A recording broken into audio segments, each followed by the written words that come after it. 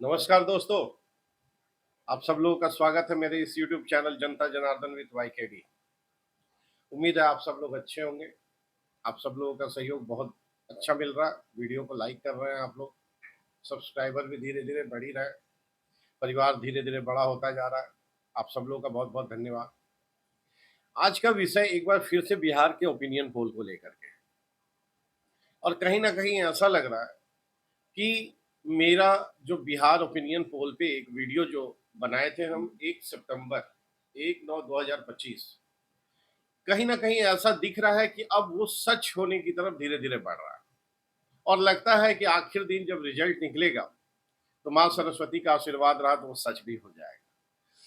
लेकिन ऐसा क्यों कह रहे हैं? क्योंकि अभी तो चुनाव की घोषणा भी नहीं हुई है।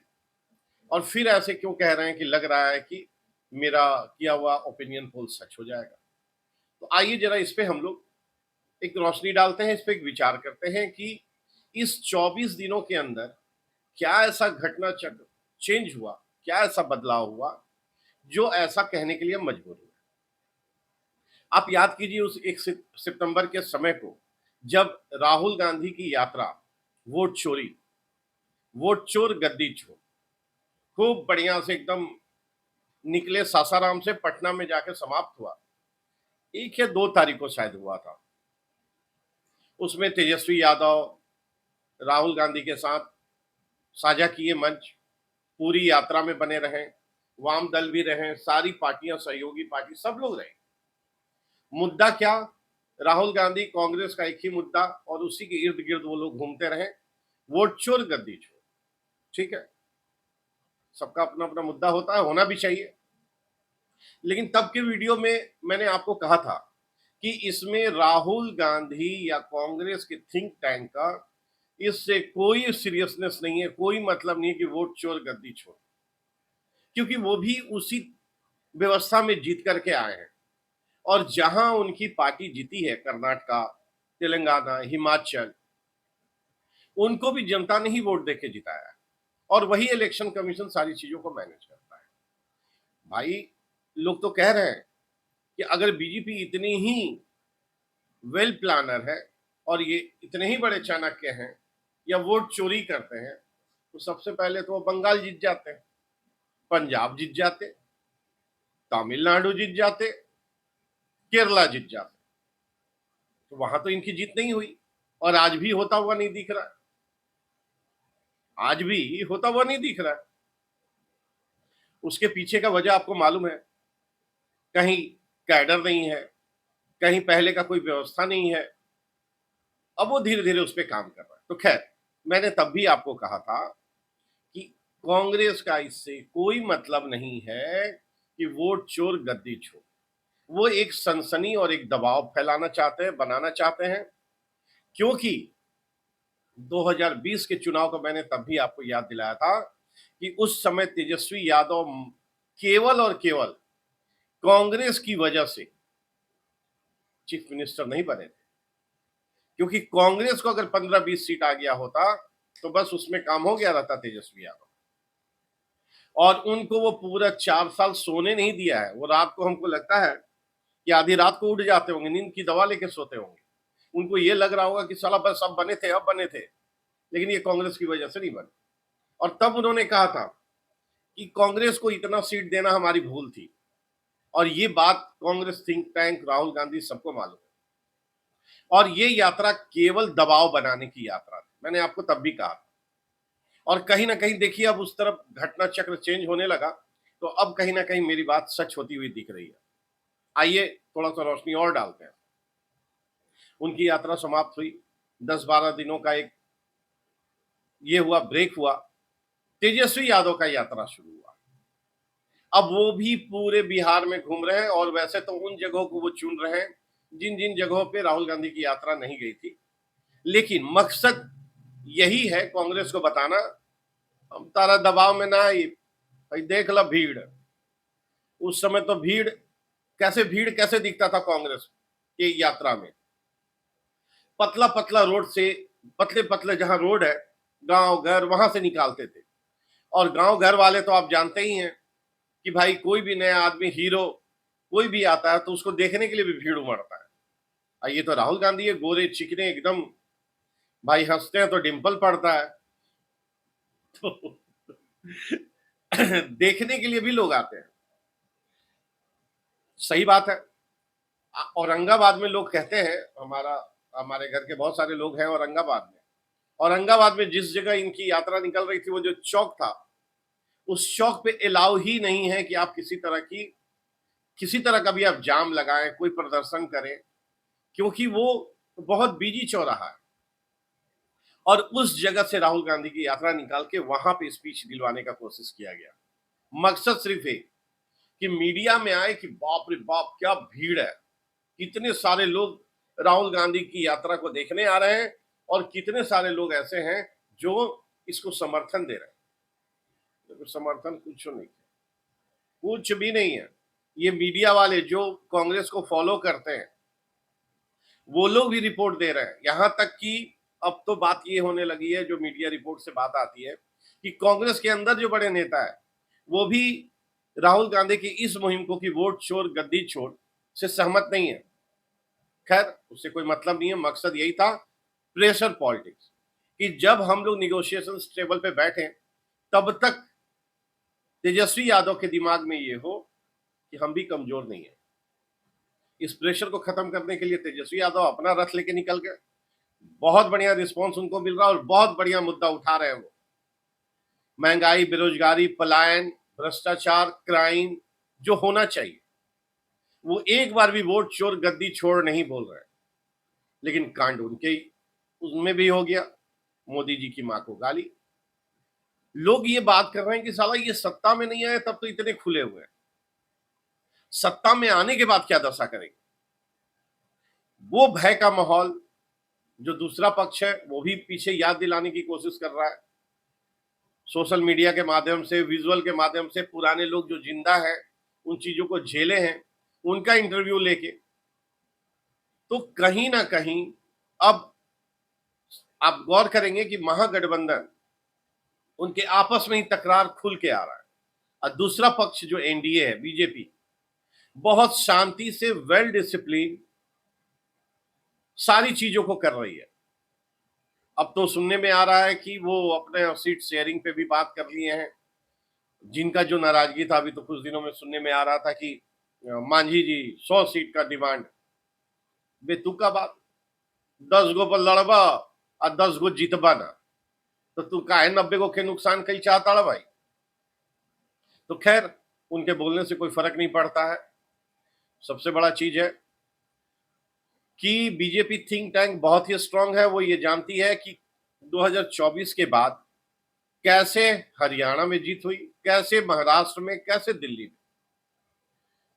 तो फर्क नहीं पड़ता है, कोई भी प्रेशर ये लोग बनाएंगे। यही चीज गठबंधन में नहीं हो पा रहा है। अब देखिए, कैसे हम कह रहे हैं कि मेरा जो ओपिनियन पोल था बिहार को लेकर के, कैसे सच होता हुआ दिख रहा है। इधर तेजस्वी यादव तो नाराज थे ही, अब उनके घर में ही फूट पड़ गया। उनकी बहन रोहिणी वो खुल करके आ गई। वो तेजस्वी यादव को समर्थन न दे करके तेजू को दे रही है, तेज प्रताप को दे रही है। तेजस्वी के साथ जो संजय यादव है उसको लेकर के नाराजगी। कहने का मतलब, आप याद कीजिए उस समय को, अखिलेश यादव और उनका फैमिली की पारिवारिक कलह की वजह से उनको सत्ता गंवानी पड़ी। आज कहीं ना कहीं इस चीजों को देखे निश्चित तौर पे बिहार में सबसे बड़ी पार्टी राष्ट्रीय जनता दल है, लेकिन आपसी कलह कहीं ऐसा ना हो कि इनको ऑल टाइम लो पे ले जाए। न खाई न खाए दे, न खाई न खाए दे, पूरा बराते बर्बाद कर दे।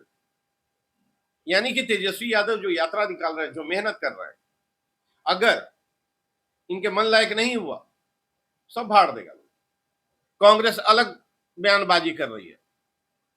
और अब तो 2-4 दिनों में, आज सदाकत आश्रम में जो सभी नेताओं का बैठक हो रहा है, राहुल गांधी ये वीडियो बनाने तक वहां पहुंच चुके होंगे, और उनके जो चीफ मिनिस्टर हैं पूरे हिंदुस्तान के, वो भी आ रहे हैं। तो आ रहे हैं तो कहा जा रहा है कि सदाकत आश्रम में इतने सालों में, मतलब नहीं याद है कि कब लास्ट टाइम वहां मीटिंग हुआ था। पहली बार उस जगह मीटिंग होने जा रहा है। तो ये बतलाता है कि तेजस्वी यादव का यात्रा वो भी प्रेशर बना रहा है, कांग्रेस भी प्रेशर बना रही है। ये लोग दोनों आपस में खींचातानी कर रहे हैं और आप देखिएगा तेजस्वी यादव इनको 40 से 45 सीट तक ले जाते रोक देंगे। हमको शक है कि 50 सीट देंगे इनको, और उसके बाद अगर 40-45 देंगे भी तो ये शर्त रखेंगे कि तुम बताओ कि कौन कौन सी जगह पे तुम्हारे जीतने वाले कैंडिडेट हैं। और ये पूछना चाहिए, केवल सीट दे देने से नहीं होता, बल्कि उससे अच्छा कि बिहार के वाम दल वाले अच्छा परफॉर्मेंस किए, वो कहेंगे कि भाई मेरा स्ट्राइक रेट तो बहुत अच्छा है, आप हमको ज्यादा सीट दीजिए। तो ये चीज आपस में काफी बढ़ गया है इस 15-20 दिनों के अंदर। इसके अलावा बहुत सारी घटनाएं आप लोग देख रहे होंगे, वो सब तो खैर टीवी में मीडिया में आता ही रहता है। लेकिन कुल मिला के अब ये चुनाव कहीं ऐसा ना हो कि कांग्रेस, प्रशांत किशोर अलग से मेहनत कर रहे हैं, कहीं प्रशांत किशोर के साथ टाई अप हो गया कांग्रेस का, और उधर से ओवैसी की भी पार्टी अगर मिल गई प्रशांत किशोर के साथ, तो 3 फ्रंट पे लड़ाई मजबूत, और तीनों फ्रंट मजबूत होगा। आप राष्ट्रीय जनता दल को कांग्रेस के जाने से कमजोर मत समझिए, इनका अपना परमानेंट कैडर है। और प्रशांत किशोर चूंकि 2-2.5 सालों से गांव गांव घर घर घूम करके मेहनत कर रहे हैं, और वो चूंकि फ्रेशर है, तो फ्रेशर जो भी कमिटमेंट करता है तो उस पर एक बार भरोसा, वो केजरीवाल का समय याद कीजिए, और वो कहीं ना कहीं प्रशांत किशोर उसी केजरीवाल वाले फंडे पे आ गए। इल्जाम लगाओ भाग जाओ, कोई सबूत नहीं। लेकिन उस समय सेंटर में कांग्रेस की सरकार थी, आज बीजेपी की। तो अगर प्रशांत किशोर के दिमाग में ये बात होगी कि हम तो उसी ट्रैक पे कर लेंगे और बीजेपी को उलझा देंगे, तो शायद ऐसा ना हो। तो देखने में आएगा, मजा आएगा बिहार का चुनाव इस बार का। और अगर कहीं ये तीसरा फ्रंट बना तो भाई साहब, कहीं कुछ लोग तो कह रहे हैं कि त्रिशंकु सरकार ना बन जाए। लेकिन मेरा आज भी असेसमेंट है और मेरा आज भी सोच है कि इस बार बिहार में फुल मेजोरिटी की सरकार बनेगी। फुल, अब आप कहेंगे फुल, बीजेपी लड़ेगी ही 100 पे, जेडीयू लड़ेगी ही 100 पे, चाहिए 120, तो फुल मेजोरिटी कैसे? अब यही खेल है, अब यही खेल है, और बहुत मजेदार खेल होने जा रहा है। क्यों? क्योंकि आप यूपी को देख लीजिए, यूपी जितना ही पिछड़ा प्रदेश था, आज देश की अर्थव्यवस्था में उतना बड़ा उसका योगदान हो रहा है, और लोग योगी के काम करने के तरीके को देख रहे हैं, और अंदर ही अंदर बहुत खुश हैं लोग। उनको ये लग रहा है कि बिहार में भी ऐसे ही कोई सरकार बने जो हमारे बिहार के को मजबूती दे, और बिहार में भी वैसा ही विकास लाए कि पलायन ना करना पड़े। आज सोचिए कि पंजाब से बिहारी आ रहे हैं भाग करके, और पंजाबी बोल रहे हैं कि एकदम छोड़ दो, भाग जाओ यहां से। एक पॉलिटिकल पार्टी नहीं एक आवाज उठा रही है, बीजेपी भी, कोई भी, एक पॉलिटिकल पार्टी नहीं। लेकिन जरा सोचिए कि अगर बिहार में भी अगर सरदार है, किसी बिहारी का दिमाग घूमा और गया 2-4 पंजाबी का कोई हादसा हो गया, तब तो हो गया बवाल। बिहार से भी पंजाबी भागेंगे, प्रदेश कहां जा रहा है?